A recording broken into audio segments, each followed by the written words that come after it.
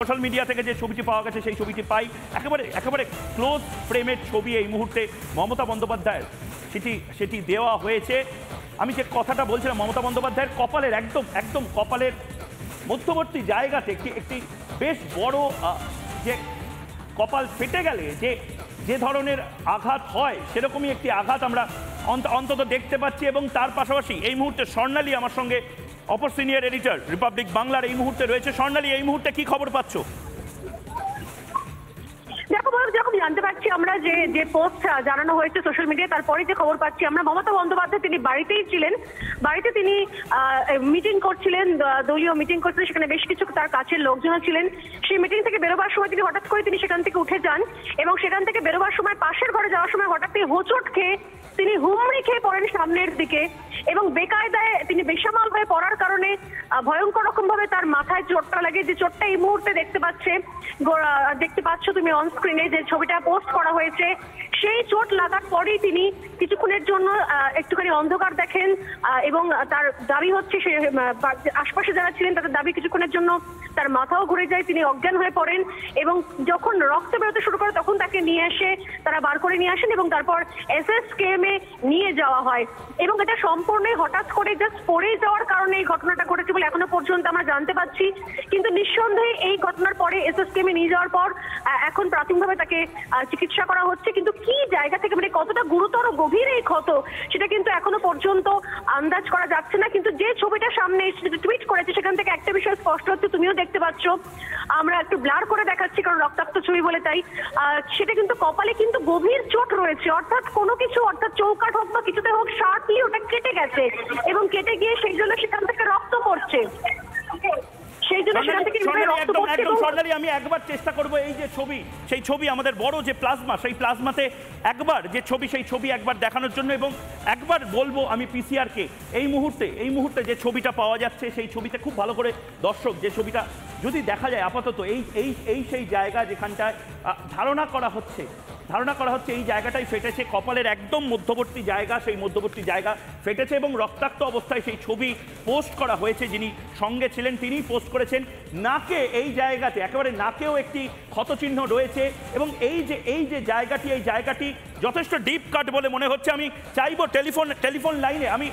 Telephone লাইনে বাকিদের সাথে যোগাযোগ করার চেষ্টা করব, কিন্তু এই মুহূর্তে কোনো ডাক্তারবাবু যদি থাকেন তিনি যদি প্রাইমারিলি এই ছবিটা দেখে তিনি যদি বলতে পারেন এটা যথেষ্ট ডিপ কাট বলে অনুমান করা হচ্ছে। যদিও চিকিৎসকেরা SSKM হাসপাতালের এবং তার পাশাপাশি যারা মমতা বন্দ্যোপাধ্যায়ের অ্যাটেন্ডেন্ট ছিলেন সেই সময় বাড়িতে মিটিং চলছিল এবং সেই সময় ওনার এই দুর্ঘটনা হয়েছে বলে জানা যাচ্ছে। কিন্তু কিভাবে হলো এরকম হাই প্রোফাইল একজন নেত্রী, তার এভাবে দুর্ঘটনা কি করে হলো সেই দিকে আমরা চোখ রাখবো। এক এক করে আমি প্রতিক্রিয়া নেওয়ার চেষ্টা করব। এই মুহূর্তে দীপাঞ্জন চক্রবর্তী এই মুহূর্তে রয়েছেন। দীপাঞ্জন বাবু, আমি জাস্ট দীপাঞ্জন বাবু আপনার থেকে জাস্ট এই খবরের প্রতিক্রিয়া, এই মুহূর্তে যে ছবি আমরা দেখতে পাচ্ছি, আপনি নিজে দীর্ঘদিন ধরে বিভিন্ন এই ধরনের ঘটনা দেখেছেন, রোড অ্যাক্সিডেন্ট বা এই ধরনের, আপনার প্রতিক্রিয়া।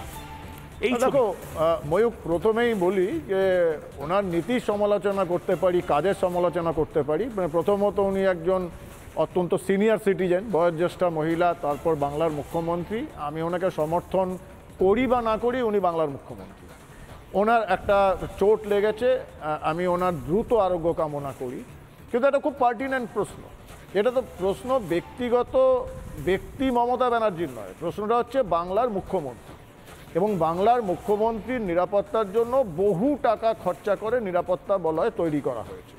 ওনার সঙ্গে ছায়ার সঙ্গী যে PSO, পার্সোনাল সিকিউরিটি অফিসার, তাকে ইমিডিয়েট কেন সাসপেন্ড করা হবে না? এবং শুধু তাই নয় দীপাঞ্জন চক্রবর্তী, আমরা প্রাথমিকভাবে যে ছবিটা দেখতে পাচ্ছি, আমি প্রত্যেকের কাছে যাব, কিন্তু যে ছবিটা দেখতে পাচ্ছি মুখ্যমন্ত্রী মমতা বন্দ্যোপাধ্যায় আরেকটা ছবি, এই ছবিটা কিন্তু কোনো হাসপাতালের বেডের, ধরে নেওয়া হচ্ছে SSKM এর বেডের।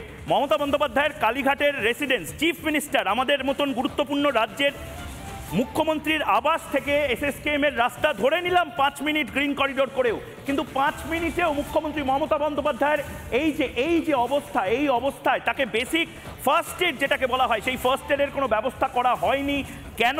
যদি না করা হয়ে থাকে তাহলে কেন করা হয়নি, এবং যদি করা হয়ে থাকে তাহলে কেন মমতা বন্দ্যোপাধ্যায়ের এই অবস্থায় ছবি তোলা হলো, সেইটাও একটা গুরুত্বপূর্ণ প্রশ্নচিহ্নের সামনে দাঁড় করিয়ে দিচ্ছে। অনির্বাণ এই মুহূর্তে রয়েছে আমাদের সঙ্গে, অনির্বাণ সিনহা, নিউজ রুম থেকে। অনির্বাণ, এই ছবি অত্যন্ত অত্যন্ত ডিস্টার্বিং ছবি, কারণ রাজ্যের মুখ্যমন্ত্রী মমতা বন্দ্যোপাধ্যায়, রাজ্যের মুখ্যমন্ত্রীর এই ছবি এবং তার পাশাপাশি এখন বেসিক যে ইনফরমেশনগুলো সেগুলো আর কি তুমি কালেক্ট করতে পারছো?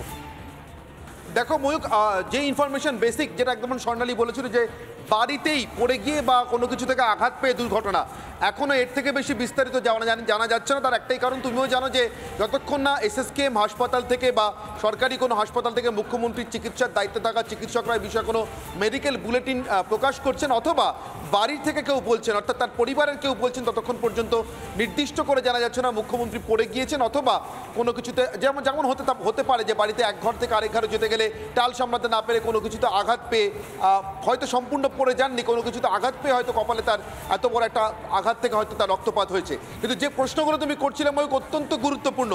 মুখ্যমন্ত্রীর পিএসও, পার্সোনাল সিকিউরিটি অফিসার, যিনি 24 ঘন্টা ডিউটিতে থাকেন, তিনি এক ঘর থেকে আরেক ঘরে মুখ্যমন্ত্রী গেলেও কিন্তু তার সহায়তা করার কথা বা পাশে থাকার কথা। সেই অবস্থাতে দাঁড়িয়ে তিনি কোথায় ছিলেন? আজ বিকেলেই আমরা মুখ্যমন্ত্রীকে দেখেছি সুব্রত মুখোপাধ্যায়ের একটি মূর্তি উন্মোচন অনুষ্ঠানে একডালিয়া এভারগ্রিন ক্লাবে তিনি রীতিমতো স্মৃতিমেদু এবং স্মৃতি কাতর হয়ে পড়েছিলেন।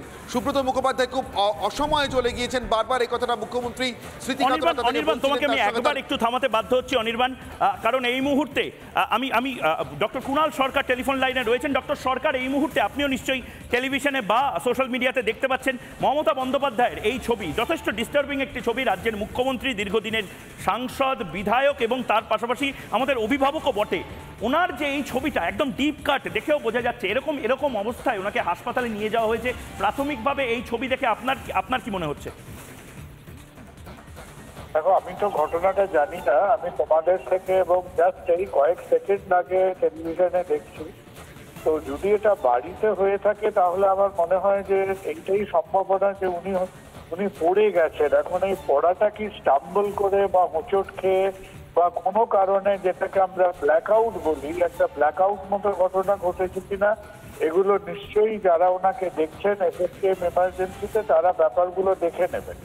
আর দ্বিতীয়ত যেটা খুব ইম্পর্টেন্ট হয় যে কোনো মানুষের পক্ষে, বিশেষ করে যাদের আমাদের 50-55 উপরে বয়স হয়ে গেছে, যে মাথায় চোট পেলে বাইরের কাটা সেগুলোকে কন্ট্রোল করে দেখে নিতে হবে যে ভেতরে ইন্টারনালি কোনো রকম চোট আঘাত হয়েছে কিনা। তো সেটা একটা স্ক্যান ট্যান নিশ্চয়ই করা হবে এবং তোমাদের সবাই মতো আমরাও চাইবো যে উনি সুস্থ থাকুন এবং এই যে চোটটা পেয়েছেন এটা সামান্য ব্যাপার নয়, যে এটার থেকে উনি দ্রুত ভালো হয়ে উঠুন। একদম, এবং তার পাশাপাশি ডক্টর সরকার, আমি আপনাকে ধন্যবাদ জানাচ্ছি।